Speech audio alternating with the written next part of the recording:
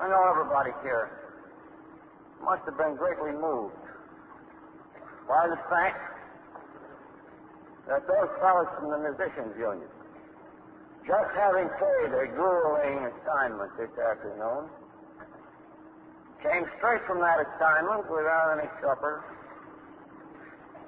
to create an atmosphere for us in which this meeting could be set. Yes, it is a time for gratitude.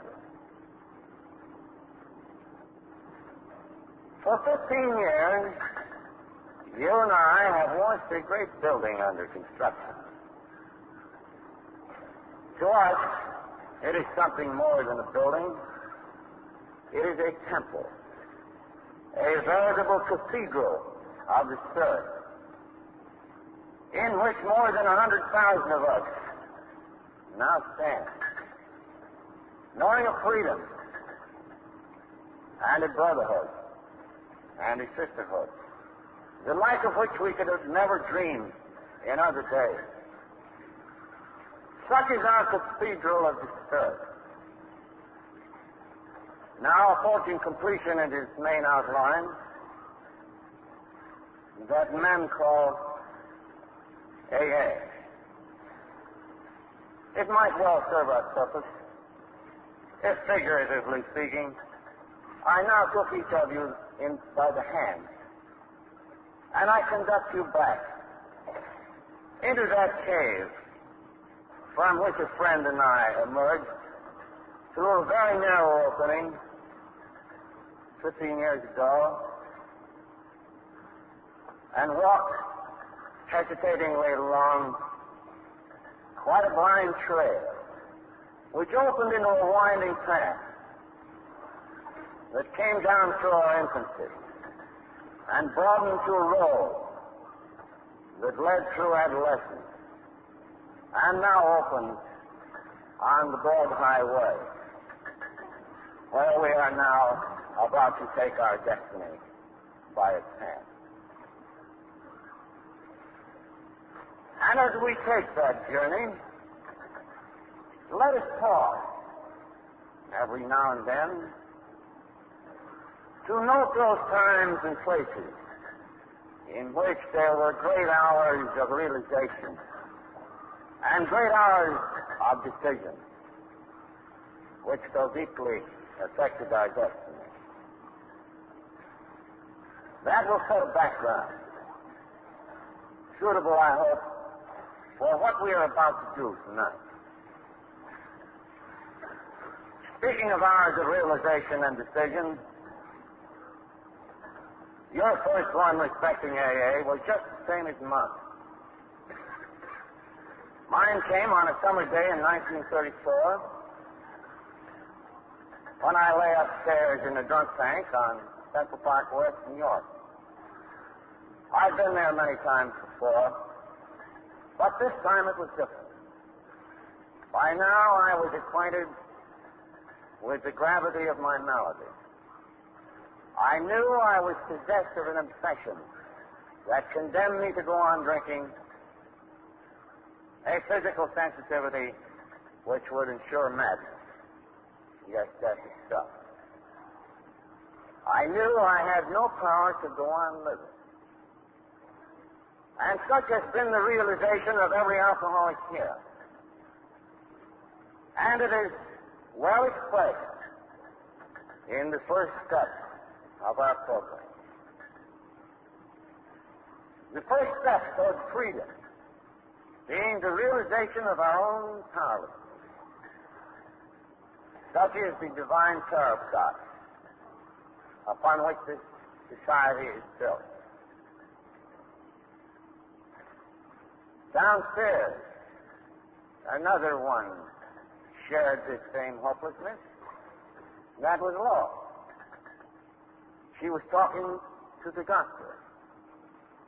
She was asking the doctor the very same questions that you wives and husbands of alcoholics out there have asked. She was saying, Bill is a man of great willpower, great persistence, great obstinacy, For 2 or 3 years, doctor. I'm sure he has wanted to stop above all else. What has happened to his willpower? Why, oh why, doctor, can't he stop? And the good man came back with the answer we so well know. Gentle soul he was, he had to tell Lois that I was indeed possessed of a power greater than myself. Indeed, I was obsessed by the tyrant Barleycorn.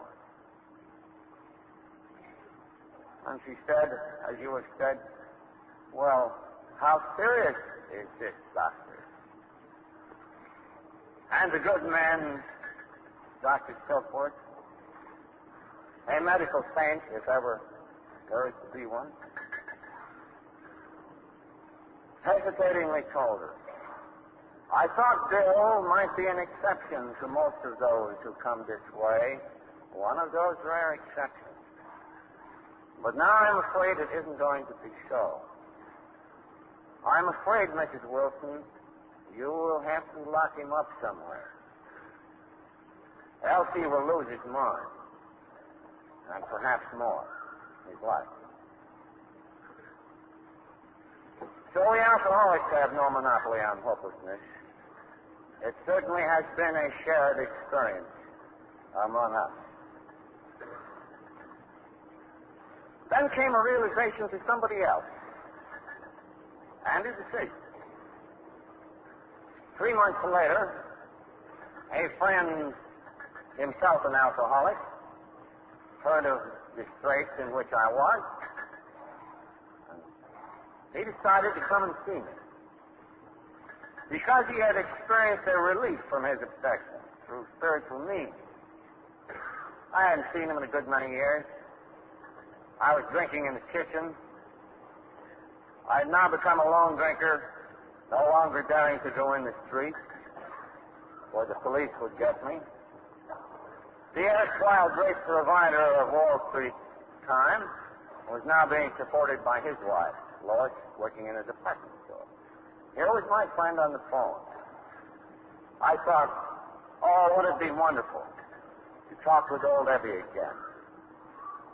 We'll drink and we'll talk about the good old days. Ah, how significant that remark, the good old days. The only place the mind could go. For us, the present was unbearable, and there was to be no future. Yes, we talk about the good old days. So I mused over my gin while I waited for him. And suddenly he's in the doorway.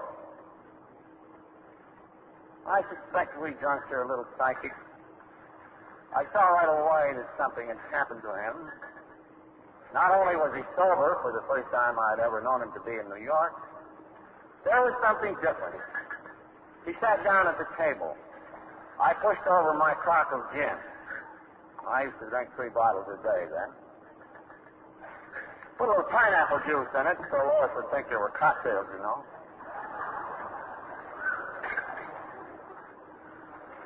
I'm being offered a drink. He said, no thanks. Oh, I said, come, Evie, what's got into you? You on the water wagon? Oh, no, he said, I'm just not drinking. Well, I'm really puzzled. I say, come now, what's all this about? He looked at me with a half smile, and he said, I've got religion. Ah, what a sad blow. Got religion. Well, this was distressing. No doubt he had substituted religious insanity for alcoholic insanity.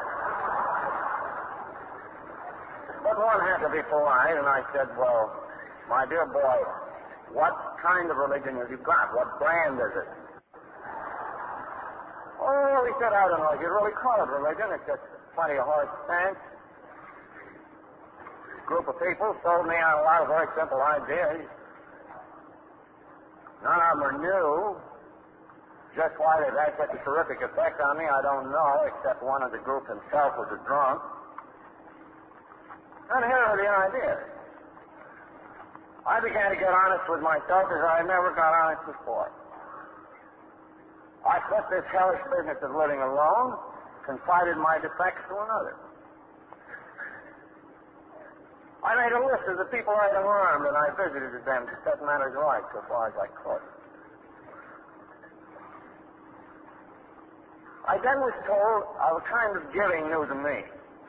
The kind of giving that demands no return in terms of economic reward or prestige or anything. The kind of giving that demands no return. I was told that if I tried to give of myself of others in such a mood, that I might lose my life to find it. Now, he said, don't leave, Bill. He said, I know your religious outlook, which is zero. But he said, in order to make these principles work, so far as my drinking was concerned, I found that I had to pray to whatever God there was. And to my great surprise, when I tried the experiment with an open mind, and remember that dying can be open-minded, Bill, when I tried that experiment, there he was. Maybe you don't like that idea. Oh, well, I thought to myself, here, it's going to be one of these evangelistic deals. Oh, dear, he'll flow on the sweetness and light and the pressure pretty soon. This is going to be distressing. But, oh, no. My friend was prudent. I've since learned that prudence is a great theological virtue. And you bet your life it was in my case. No. He merely said that he'd come to pay me a visit and pass on what he knew, what he had experienced, if I could make any use of it. And soon he was gone. How wise. Well, I found that in no waking hour could I get the memory of my friend's face and what he had said out of my mind. Had he said anything new? No. Principles old as the hill. Nothing new that he said at all. I'd heard it all before. But he had described the condition that I sensed that he had. He said, you know, I'm not on the water wagon. I feel as though my problem had been taken from me. I feel all in one piece. I feel free. I feel released. And somehow I knew that was so. Well, I went on drinking for 3 or 4 weeks, and I came to the same conclusion that every alcoholic here has since come to. And the conclusion was, who are beggars to be choosers? And if there is any such physician as my friend says, I had better seek him out. So I thought to myself, well, I can't have one of these emotional conversions. You know, I'm a Vermont Yankee. They don't have that sort of thing up there. It's got to be an intellectual business, you know.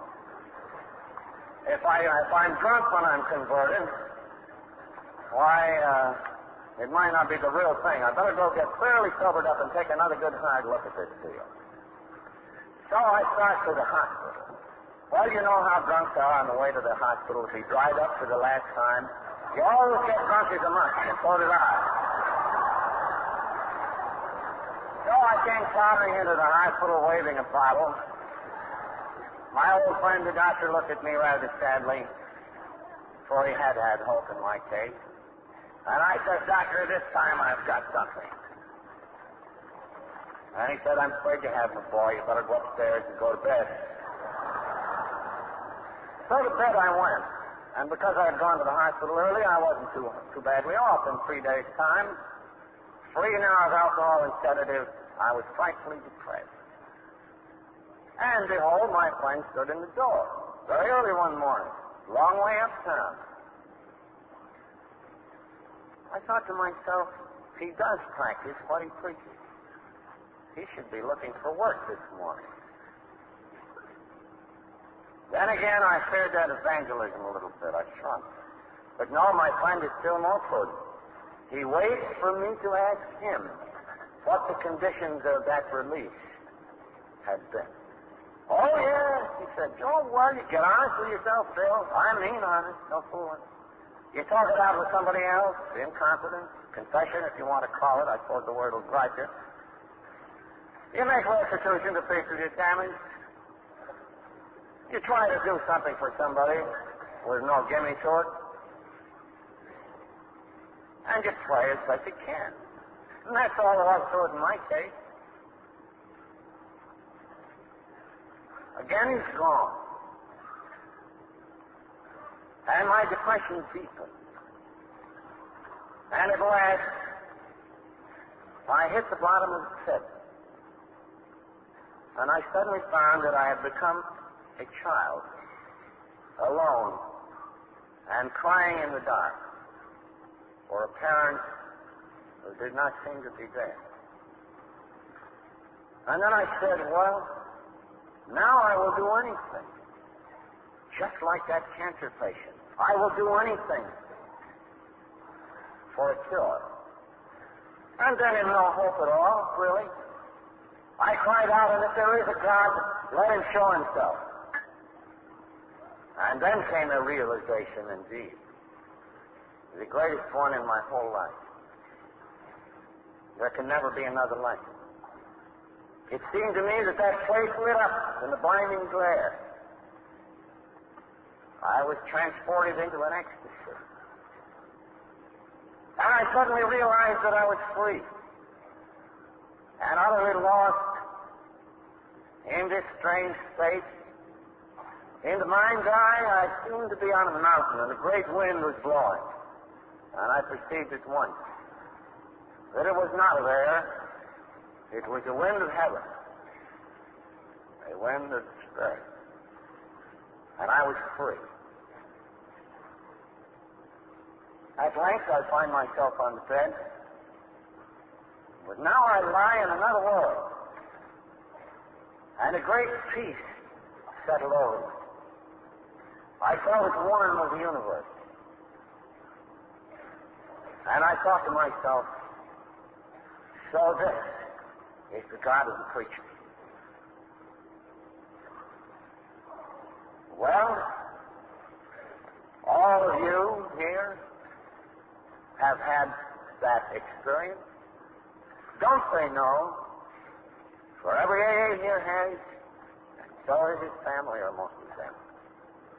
That very experience, excepting it wasn't so fast in most cases. What came to me in minutes has come to most of you in weeks or months or in years. But it is that awareness that there is one on whom we can depend.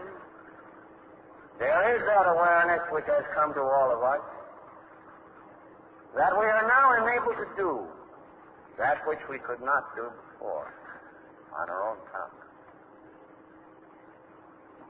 Such is the awareness of the consciousness of God, which descends on every member of this society who stands in our cathedral of the spirit. Sooner or later, it comes. Does it not? Well, to me, this had come with such mysterious power, yet on such utterly simple terms. Of course, I thought, as you would have thought, why, every alcoholic should be able to find an experience like this. And then I questioned myself and said, well, why didn't these truths hit me this way before? Well, of course, one alcoholic was talking to another. He must have struck me deep. He must have deflated me way down and made room for the grace of God that was forever blocked by my own raging ego. The ability to live in my world, the ability to transmit me, the ability to humble me where no other living one could. That was one alcoholic talking to another. Maybe that was the clue. Well, in my place, you would have started to work frantically with other alcoholics. And I did. As many of you have since done. Nearly all of you, in fact, as this vast gathering speaks. I work with these others. I tell them of this sudden experience, which, incidentally, folks, down in New York is called by the cynical Bill Wilson's hot flash. Well, the drunks in those early days weren't a damn bit impressed with that hot flash business. They all clapped their heads and said, no. So I worked and I worked and I worked. Well, you know what the defect was. I had become a preacher. I was talking off the moral hilltop. For with this experience came a liability, a certain spiritual pride, a conceit. You know, I fancied I was divinely appointed to fix up all the drunks in the world. But boy, oh boy, how the drunks knocked that out of me. Not one success in 6 months. About this time,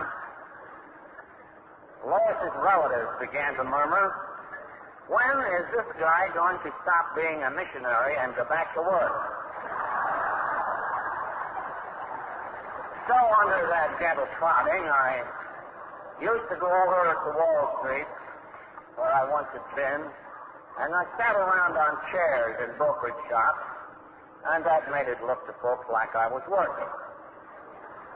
And one day I'm sitting beside a stranger. We fall into a conversation, and you know how things can snowball in the streets. All of a sudden it runs into a deal, and very suddenly I'm in the midst of a proxy row, and all of a sudden I find that I have a controlling interest in a little company, and it looks like they're going to elect me president of a little company out in Akron, Ohio. All rolled up in a matter of a few weeks as a result of a conversation with a stranger. Oh, and what slender threads this destiny of ours has often hung. So I'm in Akron. Now I'm going to be elected president of the company. Now we're going to be respectful. We'll hold up our heads in this community. And when I get the economic situation fixed up, then maybe I'll work some more with these drunks. And we'll get Lois out of that damn department store. Those were my thoughts. This new crowd threw their proxies on the table, but they didn't have enough, so I wasn't president. They took off in the general direction of New York, leaving me broke in a hotel lobby, the Mayflower at Akron. Ah, well, you know, you drunks, what happened. Waves of anger and self-pity. Fierce anger, too, because I suspected those proxies had been forged.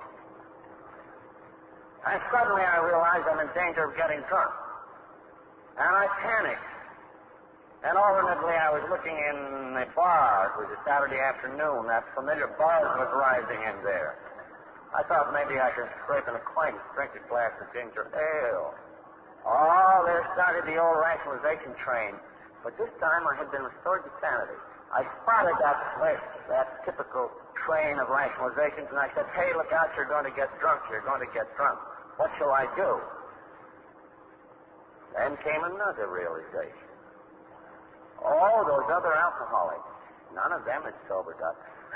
But how often had my anger and my tension and my self-pity disappeared when I had tried to work with them, even without success?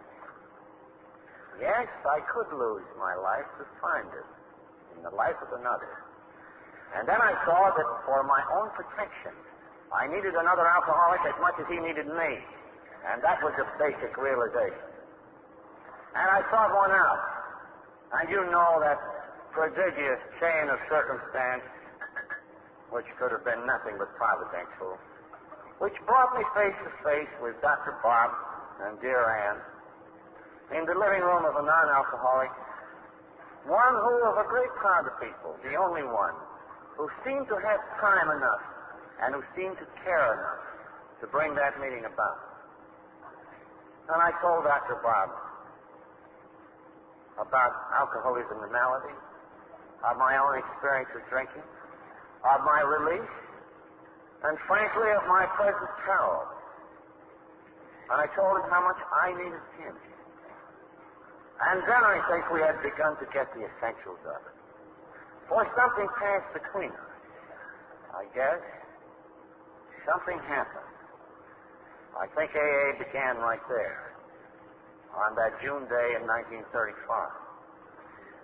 For you see, my first friend had tasted these fruits, but briefly. His obsession returned. He fell to the wayside and has never quite risen yet, though I believe he will. So there was Dr. Bob. And there was I, in Akron in the summer of 1935. Annie Smith, prudent lady that she was, said to me, Bill, wouldn't you like to come to our house and live a little while? You know, you could keep an eye on Bob, and we could keep an eye on you. Maybe you could revive that business deal. So I went into that house.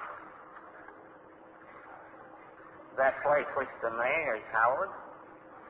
And I lived there. And soon Dr. Bob said to me, Bill, just as a matter of self-protection, old bean, don't you think we'd better be doing some work with drunks? And we better get a move on. So that looks all right. Let's do it. Meanwhile, I've been fussing around with a lawsuit. So he called up the city hospital, where he had been talked off the staff. He calls for the nurse in the receiving ward. He tells her that he and the friends from New York thought they had a cure for alcoholism. And said the rather exasperated nurse, think you got a cure for alcoholism. Doctor, why in heaven's name don't you try it on yourself? Well, he said, a part of the cure is working with other drunks, and we're looking for a drunk to work on. Well, the nurse said, well, we got a dandy. They just wheeled him in here in the ambulance. He's got the DTs. Used to be a well-known attorney here in town, member of the city council. But he's got so bad that in the last 6 months he's been in here 4 times. And he can't even get out of here and home without getting drunk. He's in a bad way. He's raving. He's blanched the eyes of one of the nurses and knocked her down, and now we've got him strapped. How will that one suit you, Doctor? Well, Smithy said, that sounds pretty good, nurse. Put him to bed, and here's his medication, and we'll be around when he gets cleared up a little. So presently, Dr. Bob and I saw a sight that tens of thousands of us have since beheld. And God willing, hundreds of thousands of us will still behold. You know what it is. It is the sight of the man on the bed who does not yet know that he can get well. So there was the man on the bed. We explained our mission. Told him of our drinking experiences. Told him what this malady was. Told him of our relief. So the man on the bed said, how long have you been sober? Well, Bob's been sober a few weeks. I've been sober a few months. Well, he said, I was sober as long as that. A lot longer than that once. And besides, I'm a worse case than you guys. Ever hear that, son? No, it's too late for me. I guess you guys have been through the ringer, but you're only in up to your hips. I'm in up to my neck. I don't dare go out of this place. No, boys, it's too late for me. Don't talk to me about religion. You know, funny thing is, said the man on the bed, I'm still a man of faith. I used to be a deacon in the church. But I guess God hasn't any faith in me. Well, we asked, could we come back tomorrow? Oh, sure, he said, do come. You understand. So on tomorrow, we came. And we saw a sight, which all of you have since seen. You know about what it was. The man's wife was there, and she was saying to him, why, husband, what's got into you? You seem so different. And he said, yes, there they are. They are the ones who understand. And then excitedly he tells how during the night, somehow hope had come to him. And then when he abandoned himself to these simple precepts of ours, there was that curious sense of lightness, that curious sense of being free. And And something more than hope came. His hope had now grown into a mighty assurance. So that the man on the bed said, "Please, wife, fetch my clothes. We are going to get up and get out of here." And A number 3 rose from his bed on that summer day in June 1935, and he hasn't had a drink since. And then there were 2 or 3 of us gathered together, you see, in that town, who had an answer. And then, as since the promise of the good book has been fulfilled. That was the beginning of the first AA group. Though 3 years were to elapse before we realized that had been the case. Chastened and more humble now, and more experienced, I returned to New York, and a little group took shape there. Dr. Bob continued work in Akron. Briefly, I got back into Wall Street, but that collapsed again. 3 years had passed. It's now the summer or the fall of 1937. And I'm in Akron again. Wall Street is folded up. I'm out of a job. Dr. Bob and I are talking again in the old living room there. And this time we're comparing notes. How many cases had he worked on? How many cases did I work on? Oh, hundreds. But, more importantly, how many had been sober and for how long? And we cast up the list. And when we cast up the list, it suddenly burst upon us that enough time had elapsed on enough cases. So at length something was proved. A chain reaction might start, one alcoholic talking to another. Enough time elapsed on enough cases. Yes, that was it. And he and I clearly saw that new light which had begun to shine upon us children of the night. What an hour of realization that was. I wish you could have shared it with us. But that realization brought a vast responsibility. There were only a couple of score of us in both towns. The amount of failure had been immense, the amount of labor great. How were we 40 people going to tell the million alcoholics in America who yet didn't know? Those who were still lying on these beds and might never know in time. How are we to transmit this thing? Well, by this time, you know, I'm an optimist, and I often get drunk on other things than gin. And by this time, I had blown this up into my imagination so that even though we had but 40 cases, I began to talk, well, now, Bob, you know, this may be the beginning of one of the greatest medical and one of the greatest social and one of the greatest religious developments of all time. I began to talk like a circus barker already. Well, Smith, he said, now slow down, you know, he's more conservative. Yes, but we must have some way of transmitting this. The hospitals don't like us. Why don't I go out now? I'm a promoter, and we'll finance a string of these drunk tanks. Kind of a chain of drunk hospitals, see? And then nobody but old-timers can put this thing over, so we got to go to the old-timers, get some dough from someplace, and put them out as missionaries. You know, they aren't all going to come to Akron or New York, all these million drunks. We got to get out those missionaries and got to get out those hospitals. But above all, we've got to have a book. We've got to put it on paper, what's happened to us, what these principles are. And there've got to be testimonials in that book, case history. At least we owe that much to the million who don't know. And if we don't do this, the message may get garbled, and we may bust up into schisms and all sorts of trouble. Unless we have some kind of a standard book, the press may come in on us and ridicule us and call us a cult. And that would cost lives among the million who don't yet know. Yes, we'd have to have hospitals, we'd have to have missionaries, we'd have to have a book. And I told you last night about that historic meeting a few days later in a parlor in Akron. The Akron alcoholics were there. Smithy was there, I was there, and we urged these things upon those drunks. And I told you how those drunks broke up into three sections. There was the Orthodox section who said, look, this will put us into business. This will put us into property management. This will create a professional class. You can't do this to us. And as for a book, we got along all right without a book. If we have a book, we'll quarrel what we put in it. Maybe it won't be right anyway. And we'll quarrel what about the money about that book and who's going to publish it. Now, the strength of this thing is one drunk talking to another in those parlors.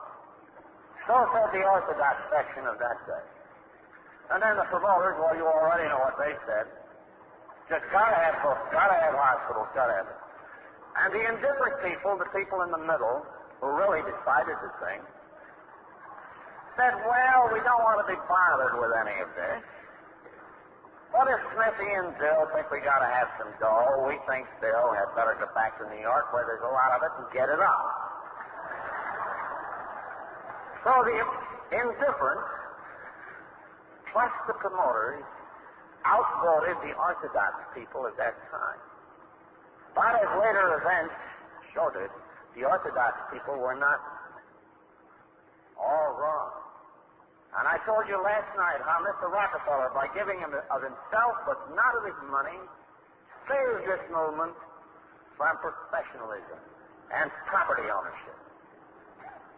But as you know, we did come up with a book,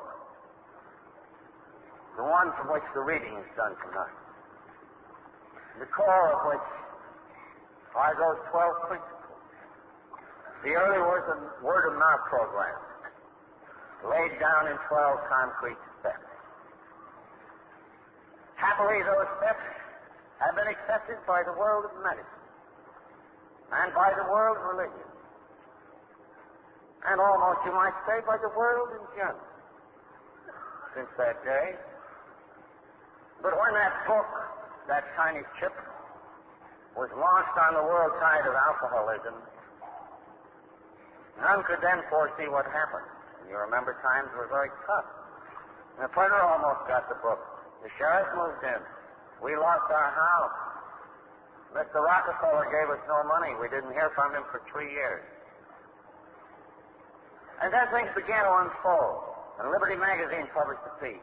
Some inquiries came in. We started to distribute them.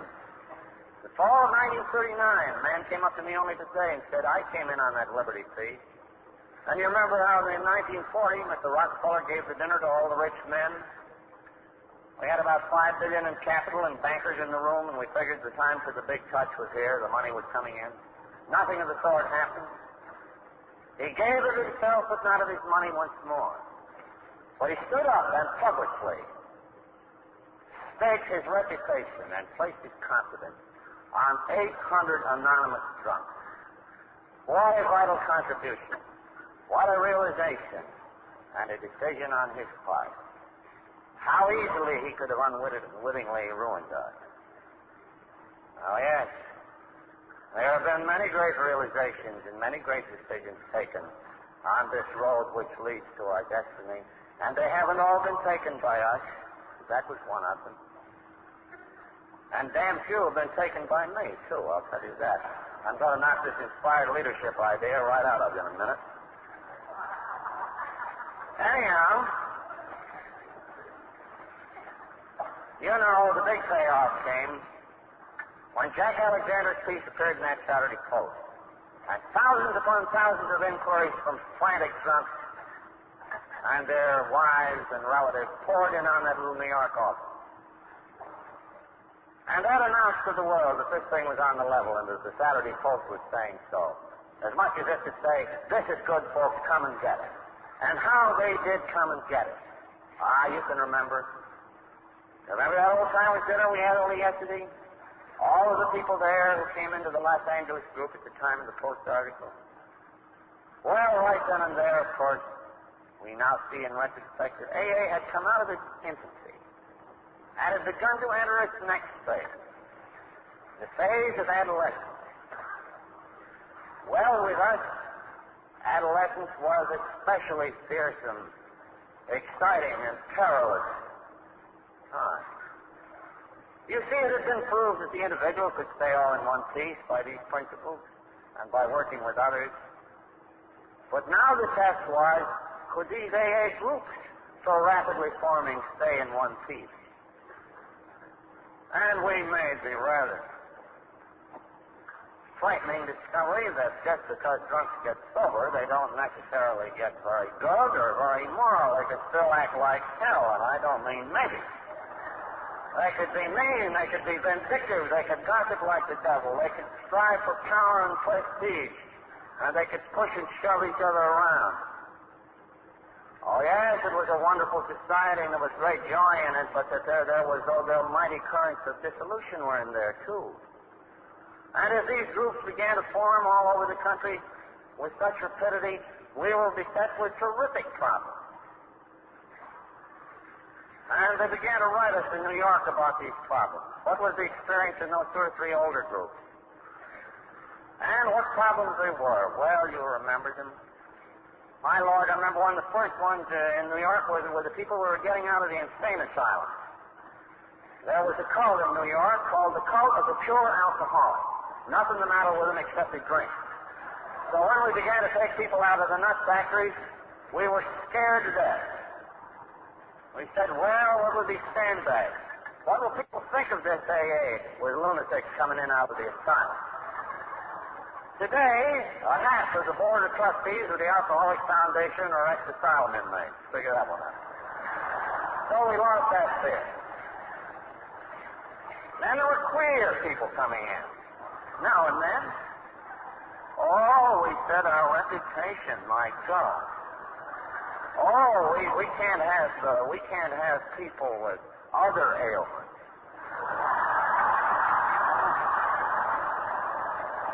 Well, you know and I know that some of those people have become our most respected and wonderful members. You and I look back with horror that we might have pushed them out into oblivion. Oh, we no longer have those fears. Then came the panhandlers. And then came the prestige seekers. And then came the politicians. And then came those quarrels over property when we got into the club business. Oh, yes, the club business. A brand new set of problems. Boy meets girl in club. What next? Oh! Appears a big bad wolf from the Little Red Riding Hood. Dissolution was near at hand, we thought. And, as in old times, the rock throwers threw the rocks and the women fell, I guess, sometimes. But they all got up again, didn't they? Ah, those were the days, the wonderful, fearsome days of our adolescence. And on those hot anvils of experience, we beat out the tradition of Alcoholics Anonymous. We egocentrics began to say, yes, the common welfare must come first. Unless we can hang together as groups and as a movement, there will be little survival for any of us and none for the million yet to come. The common welfare has to come first. And then in late years we began to talk about something called the group conscience. And when the word was first mentioned, we old-timers said, the hell you say, the group conscience. They haven't got any conscience. Look at the way they've cut us up after all the good we've done for them. All the good we've done for them, and look at how ungrateful these people are. Group conscience, what do you mean? Today we know better. We know that when you get a great crowd of people clustered around these principles, that they do have a conscience, which is often much wiser about their own welfare than any inspired leadership. Oh, how well I remember my first experience with the group conscience. Times were pretty hard at Clinton Street, Brooklyn. The house was full of drunks. They were stewed most of the time. Lois was working in the damn department store.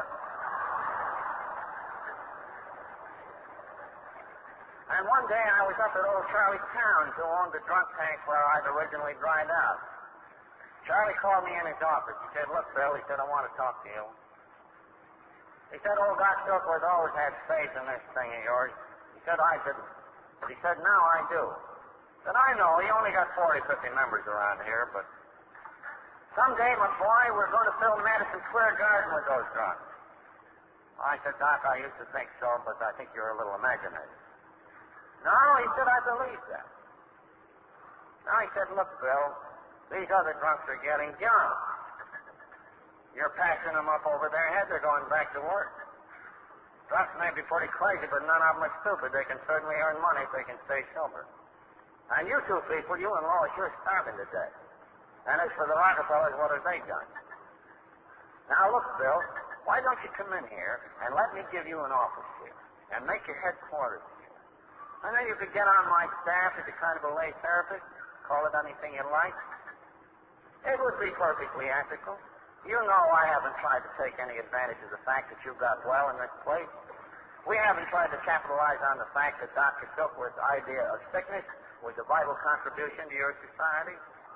Why don't you come in here and I'll put you on a darn good drawing account. I'll do more. Years ago in 1929, in the days of the stricken stockbrokers, when they all had bankrolls, this place used to make several $1,000s a month, Bill. Today, we're just about breaking even. Times are hard. A partner of mine pulled out, took some of the business with him. But, Bill, if you'll come in and make a perfectly ethical hookup with me, I'll give you a third interest in this place. I must confess that I was terribly tempted.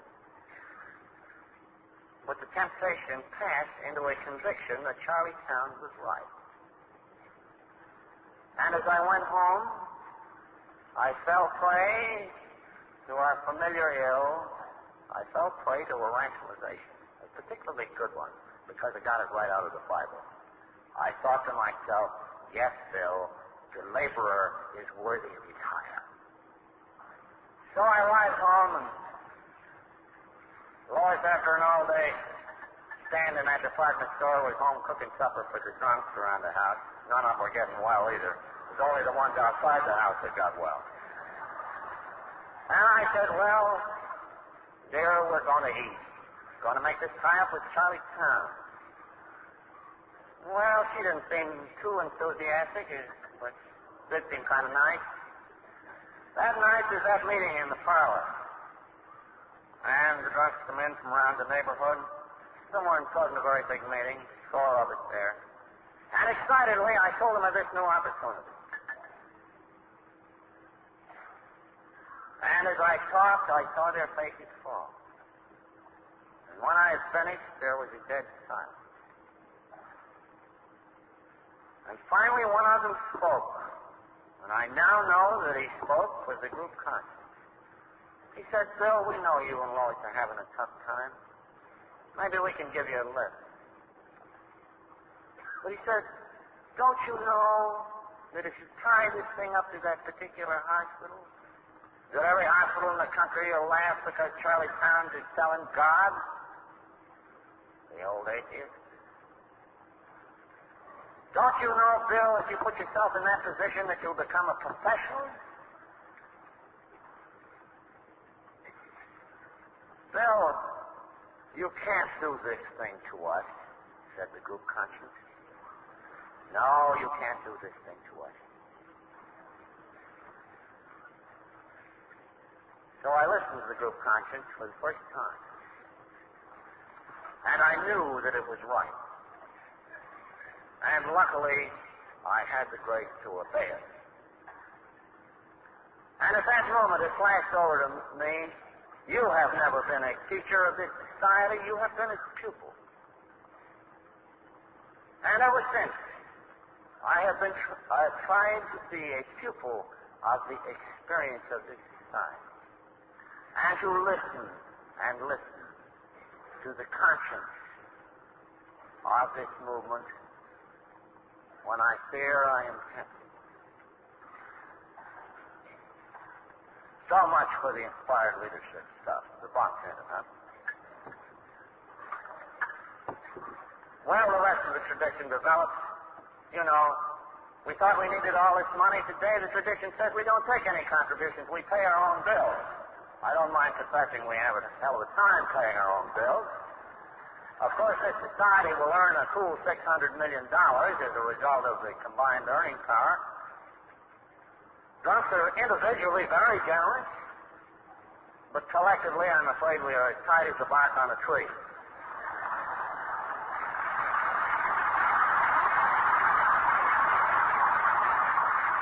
You know, there's a funny story about that. The joke is on me, too, not on you. When we first asked for money to keep that central office open to answer all those Saturday Post inquiries, of course, the drunks were slow on the uptake, and they didn't send in a half enough. We thought $1 a year apiece would do the job, and, I don't know, we got 25 cents a year apiece. It looked like we'd have to throw those inquiries in the wastebasket somehow. We just couldn't hire the help to answer. I was racing up and down the office, and all of a sudden an old friend of mine, a Slippy, one of the Cliff Street Faders, stood in the door, weaving slightly, and I knew right away he was in for a touch. Nevertheless, I took him inside my little cubicle, and I said, "Hi, my friend." I said, "Gosh, it's terrible the way these drunks are. Stingy guys." He said, "Well, what about a few bucks?" I said, "Sure." And I stuck my hand in my pocket, and I handed him a $5 bill. Well, at that time, my income was $30 a week from that Rockefeller dinner money, you know. That was all. In other words, I handed him $5 to drink with that Lois needed for groceries. Why did I do that? To prove to myself how very generous I was, and by happy contrast with the other drunks, how stingy they were, you see. That very night, I went up to the club. The club was struggling along. The landlord was restless. The treasurer very bashfully brought up the subject of money. Treasurers were very bashful in those days. And he said, "Boys, now for this intermission, we're going to pass the hat, and can't you do a little something more?" And I'm sitting on the stairs in the intermission trying to save some drunken soul. You know, I was always working at that. The hat came along by me, and I reached in my pocket, and I got a hold of a coin and pulled it out. I absentmindedly looked at it and thought it was 50 cents. And I reached in the pocket, and I got another coin, and I put it in the hat, and folks, what do you think it was? It was a dime. And then I woke up with a start, and I said, "So you're the guy who was panning all these drunks because they didn't send $1 a year. And you're the guy who gave $5 to this bum to drink on." "Ah, yes, when your arms could be seen, they were very generous at Lois's expense. But when you had to put it in the hat, and it was a collective responsibility, and there wasn't any romance in that heat and light stuff, then you turned just as tight as any other. Good lesson, that one. I'm passing it along." Two principles. We must, if we would survive as individuals, and if we would survive as groups. So it was your experience and my experience that has generated these AA traditions. They are not laws, but they are a mighty force now being confirmed in our hearts and by our experience.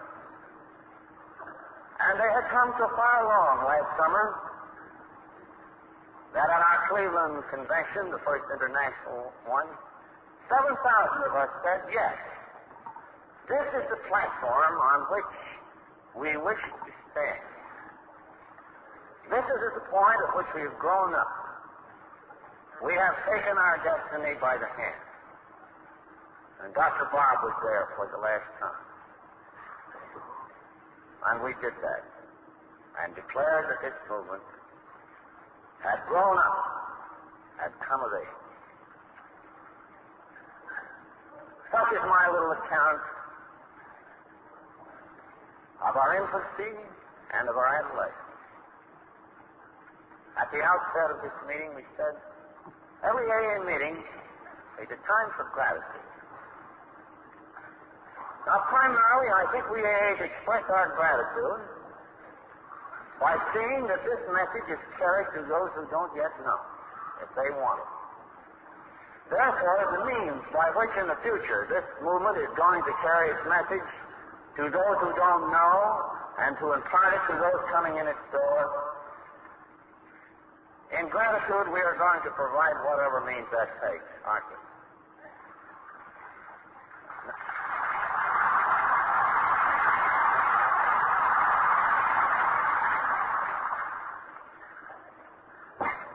So that brings into the foreground of our thinking now the final phase of this discussion, which has to do with the subject of something we call services. These services, until recent years, have hardly been respectable. They were supposed to be kind of a necessary evil. The pious looked on them with considerable scorn. Some of them. But when you stop to think about it, AA has to be something more than recovery. It has to be something more than unity. If AA is anything, it is a program of action. It has to function. The drunk has to do something about those principles. His group has to do something about tradition.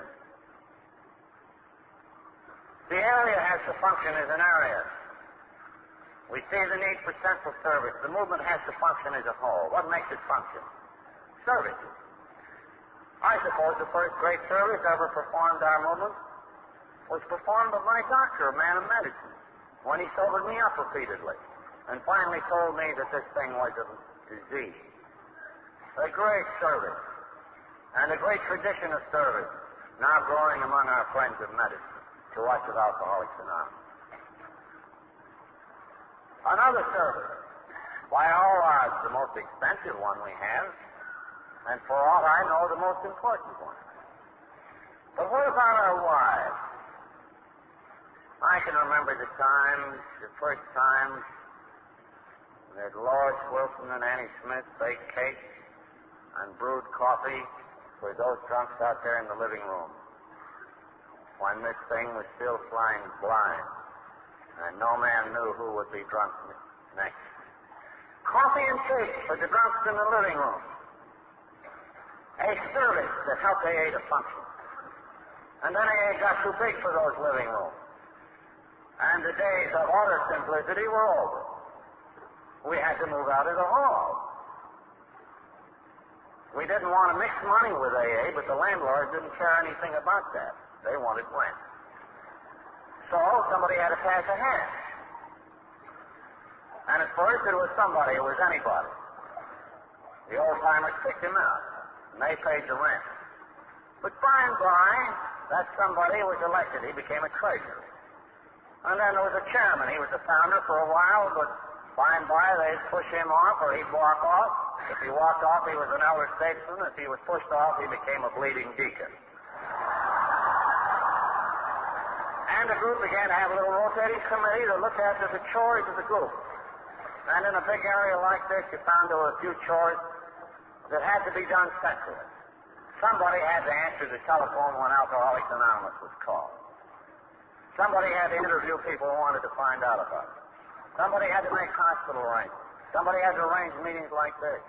Somebody had to arrange your dinners, this, that, and the other thing. Chores to be done for the area that couldn't be done for any group. So the idea of central service began to grow. And you had to hire a secretary or two. Oh, God, we groaned awfully about that, but we did it. And we're deeply realizing that those few chores must be done and well done. So, years ago, in anticipation of a need that this movement might have to have certain things done for the whole, you remember how I told you last night that we formed the Alcoholic Foundation. Nothing but an incorporated committee of our first non-alcoholic friends and a few of us. And how at first the thing raised no money. In fact, it never raised much money except $3,000 a year for 5 years, and then we began to pay our own bills. And how the title to the book Alcoholics Anonymous was handed to those foundation trustees. And how then the management of our little office down there was handed to them. How you groups began to send in a little money to pay the bills in the office, bill handled by this board of trustees. Then we found out that no particular group of alcoholics could feel authorized to rush to a microphone or a newspaper or a magazine of national circulation and put out propaganda about AA.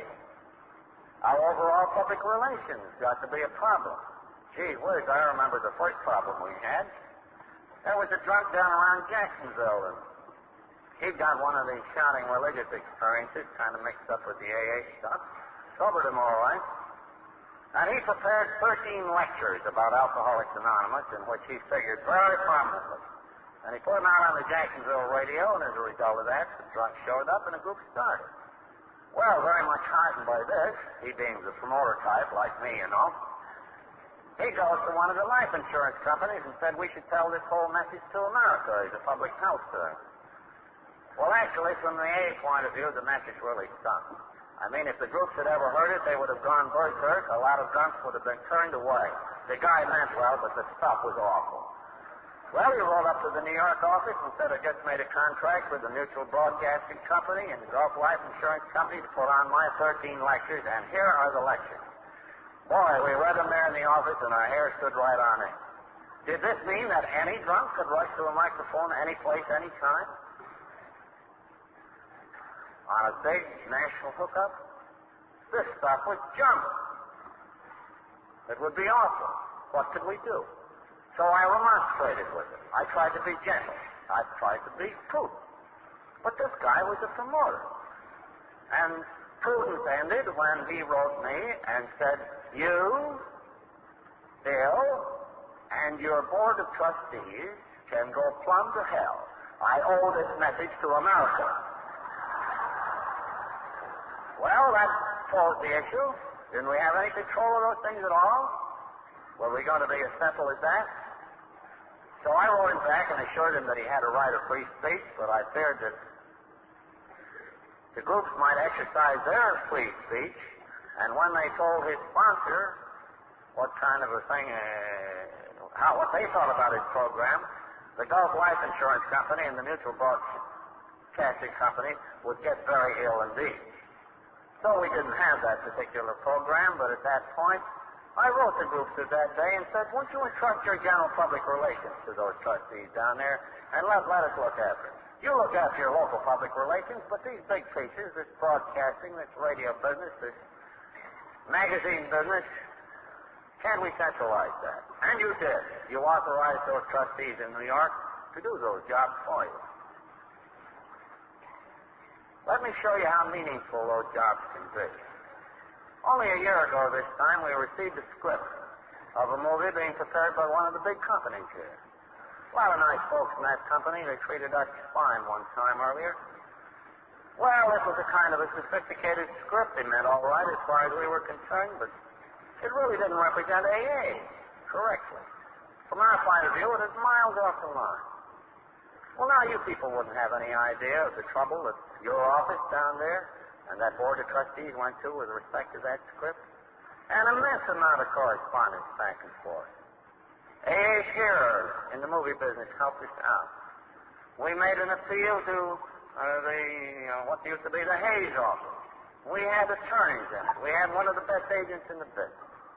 And finally, the company obligingly changed the title and warped the thing around so that it doesn't look anywhere near so bad. Now, that was a long labor, completely unseen to you. But those are the kind of things that have made all the difference in the world. For example, if you picked up Fortune magazine, the last February number, you'll find that that issue was devoted to the whole American scene. Politics, religion, a description of the sections, the history, capital, labor, economics. It was a panoramic picture of America as it is today. And of all the societies that Fortune might have picked out to cite as a typical and unique American institution, who should Fortune magazine pick but Alcoholics Anonymous? And if you get that February copy of Fortune, you'll find in there one of the finest accounts of this society ever written. Well, why was it a fine account? It was a fine account because, in the first place, one of the editors of Fortune, himself an AA, wrote it. That's one reason it's so.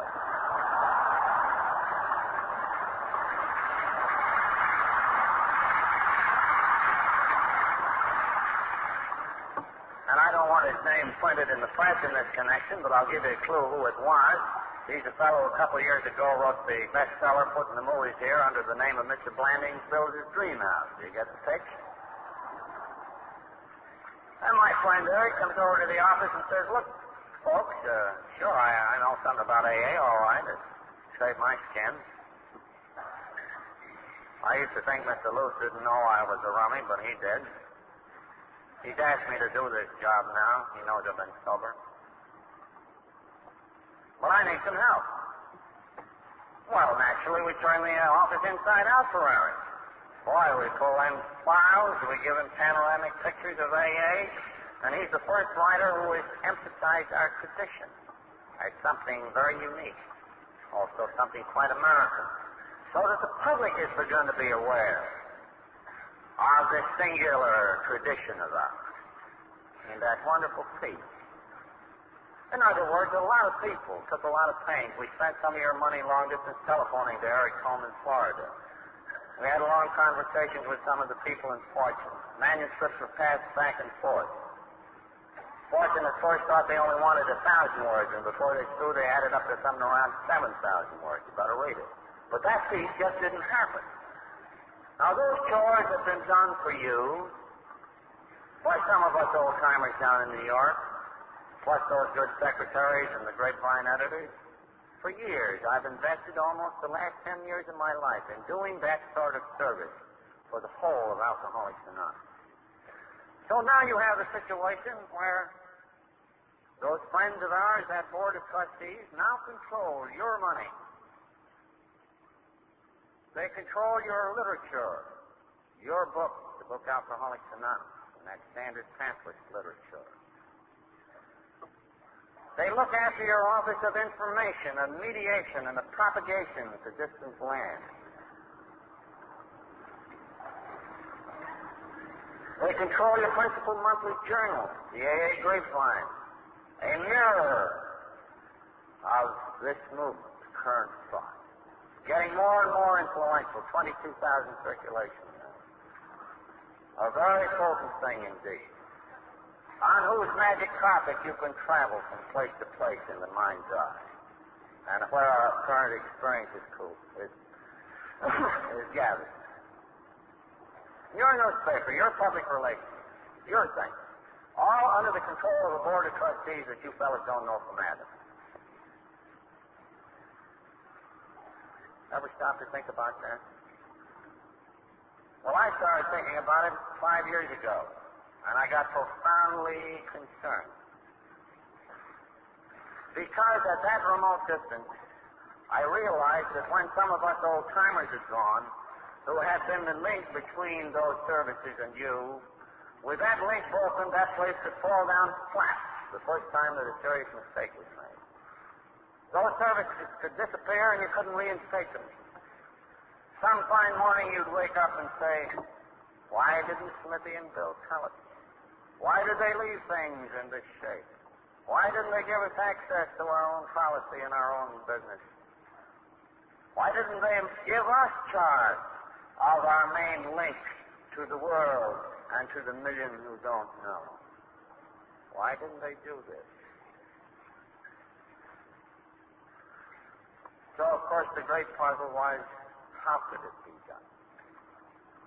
Knowing of our usual little business meetings and peanut politics operations, you could hardly conceive that delegates could be picked to go down there and sit with those trustees.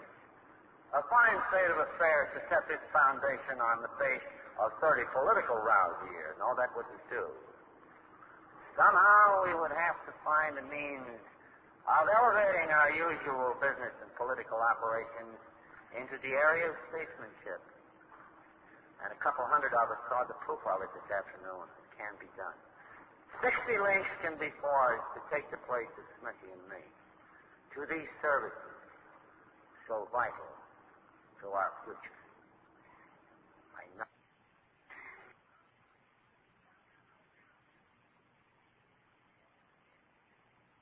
I'm going to do it. And I thank God. So leading to this step, before Smithy died, a pamphlet was prepared called The Third Legacy, legacy of service, with the aim to elevate service into the same level of respectability and participation as recovery and tradition. Because service means recovery for the million who don't know. Service means that we can function.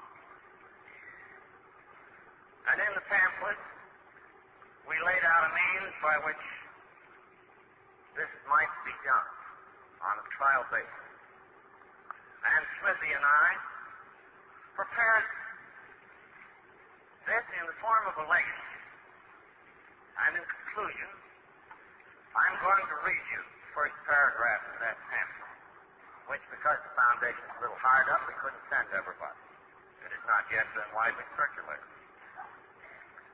And here, my friends, is your legacy.